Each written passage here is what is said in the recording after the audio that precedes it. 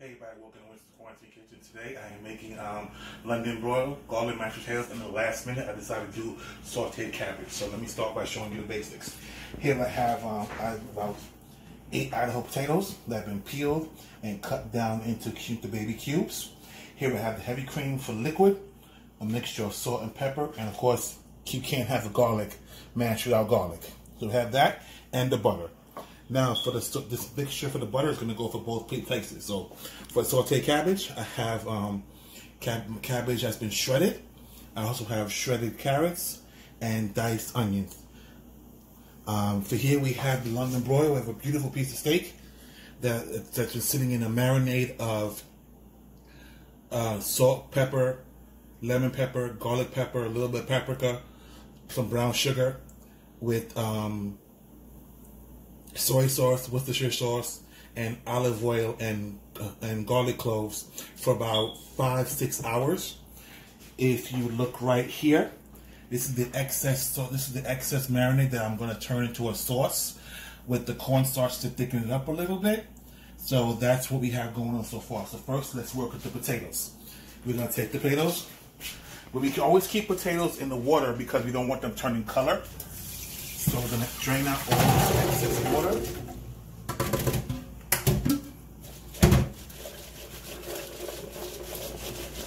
Strain that out. Now what I have going on right now is a pot full of boiling water. I know, taking it from one water to the next. Placing this in here without burning myself. And I'm going to keep that on a high flame, let that boil out until it gets soft. So next we're going to work on the sauteed cabbage. So while that's heating up, what I'm actually going to do is change up the script and take the steak, and I'm going to have it in a broiler, which I have the broiler on a low broil. The temp I'm looking to get this at is about medium, mid-well. Should be about I want it about 150. So I'm going to let that sit and check on it gradually. I'm going to temp it. So now the heat should be ready for the cabbage.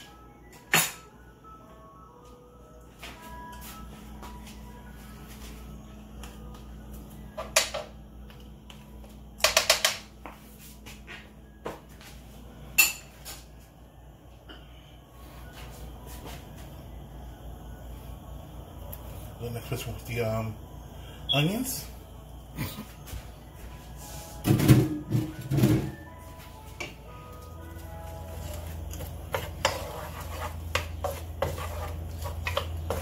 Gonna let that cook up for a minute. And it's a simple dish to do. It's not even that difficult. Sometimes these dishes, you look at them online, and you look at them places, and say, "Oh, this is difficult." It's my job to make sure show you guys what dishes you can make just on your own with the simplest ingredients possible. So this is not heated up fully yet. Give it a sec.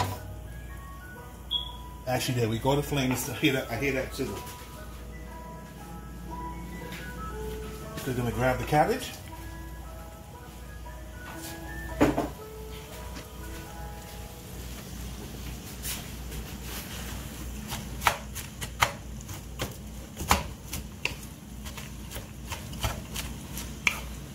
And we're just going to incorporate everything together.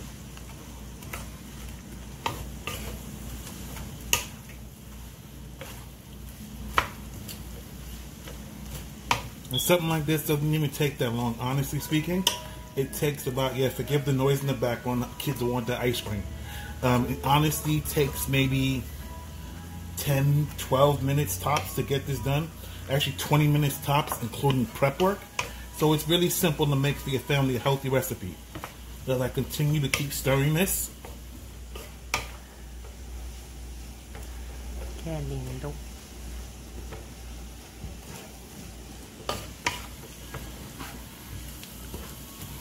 Because basically the word saute means a little bit of oil. So that's what you mean when somebody tells you they want something sauteed. Or if you want something sauteed, that means you just use a little bit of fat, a little bit of oil, a little bit of olive oil, whichever you prefer, and just cook it up.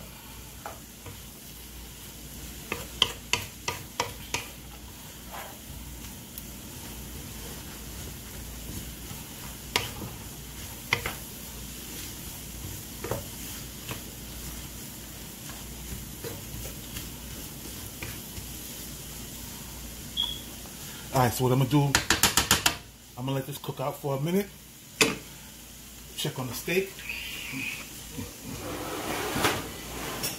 Of course, still not that good. Still rare, so gotta give it some time.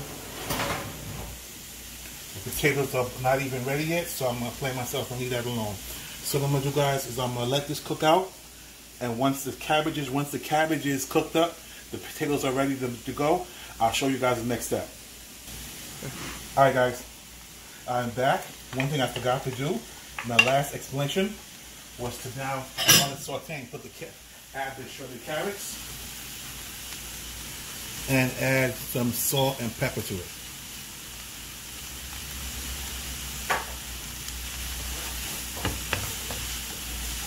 Want to make sure, if I'm going to give you guys, provide you with some information, I want to make sure I give you guys all the details.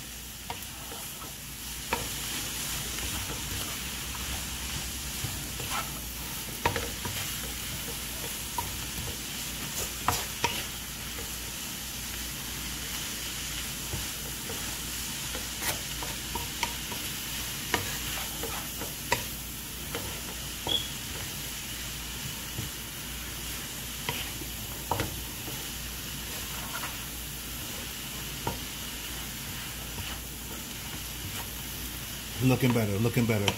So I'm gonna show you, so I'm gonna leave it alone.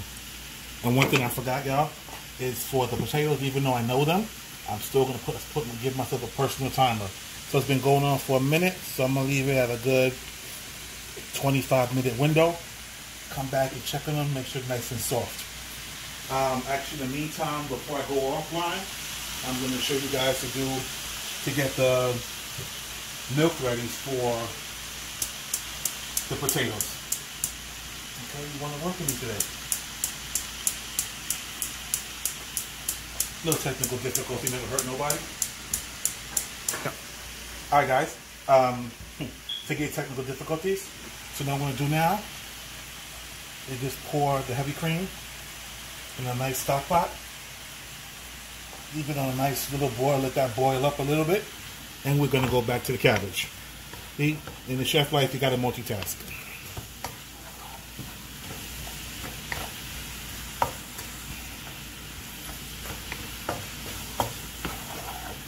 You know, the cabbage has shrunk up a little bit, but that's okay. That's the thing with all of your food. It looks bulky when it's raw, but once you cook it, it shrinks. So the cabbage is done.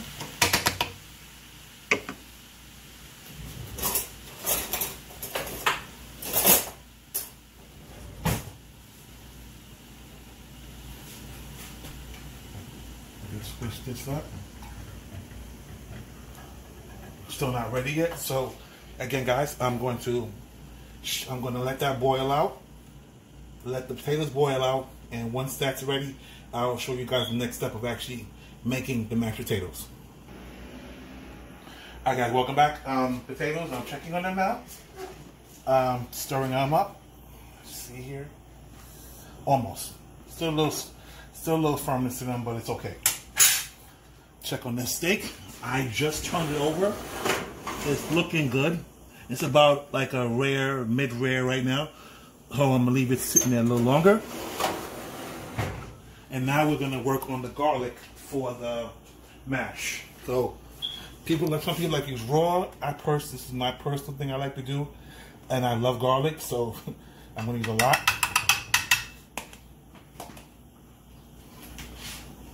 Just take a nice saute pan with a little butter spray, and just basically cook this down till it turns like a little brown. I want to say sweat, but I want it a little more than sweat. I want it a little brown.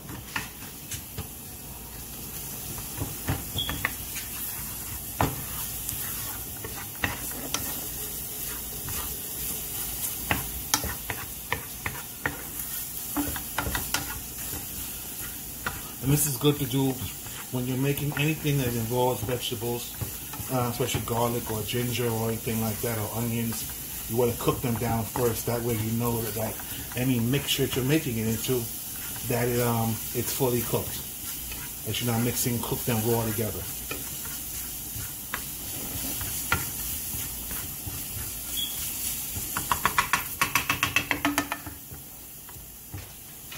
So I'm gonna let that cook for a minute. Again, give the potatoes a nice stir.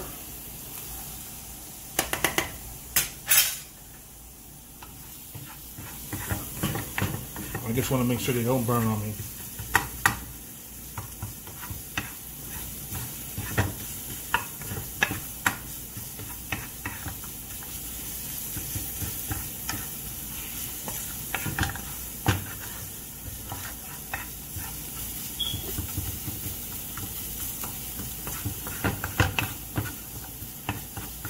Okay, I should be ready. I'm going to turn this flame off.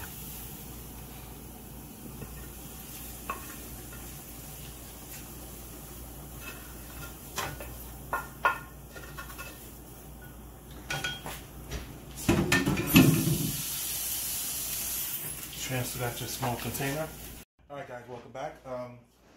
I have the potatoes almost ready. Steak's looking good. I just tempted. It's about medium right now. So I'm cook a little bit longer. So in the meantime, while I got the potatoes going, I'm going to start to make the gravy for the steak. So I got a hot pan going. For the same marinade that I had. Let that bubble up. I'm going to add a little bit of cornstarch, just to thicken it up.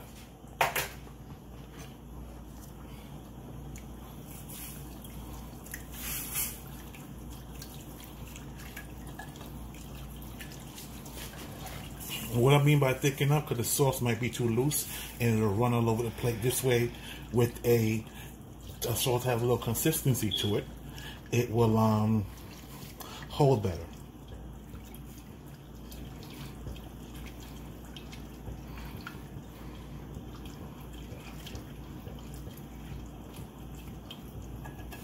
So I'm going to let that boil out. Potatoes look like they're about to be ready.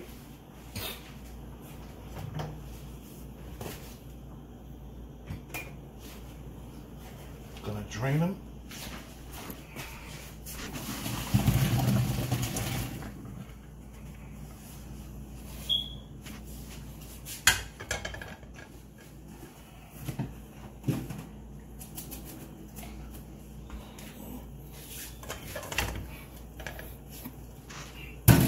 Back. Now, here comes the fun part, y'all. This baby right here is my best friend, my personal electrical whisk. So what I'm going to do now is take some of the, put this down real quick.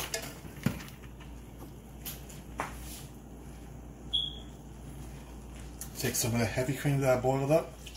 Put a little bit at a time because I want to make sure I get the mashed potatoes not too soft, not too nasty looking.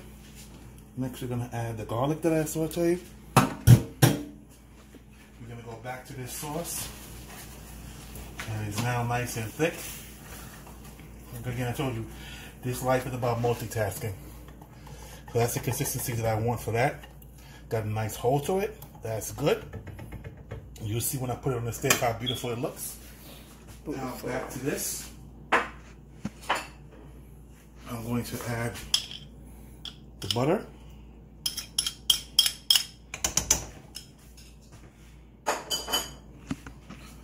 My salt and pepper.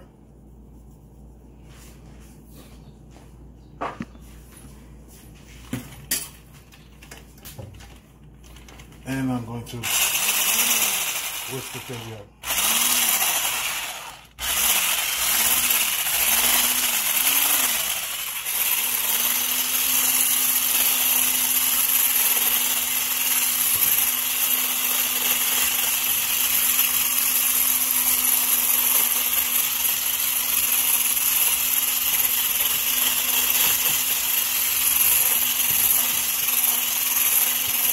Looks a little dry.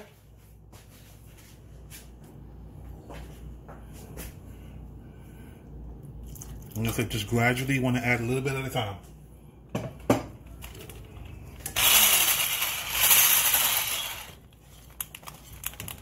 me do this manually first.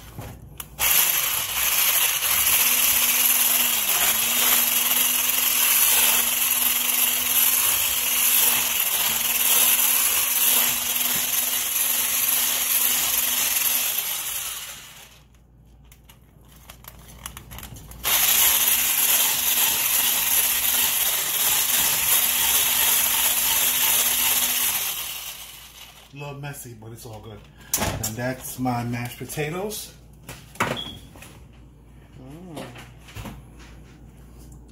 So guys, let's check on the steak again.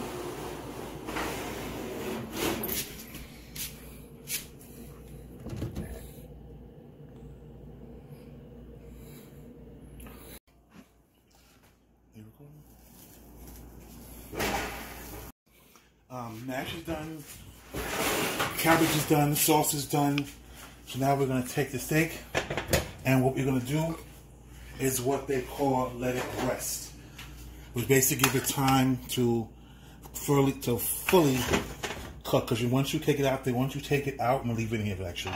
Once you take it out of the oven, it's what they call carryover cooking, where the cooking temperature is still rising.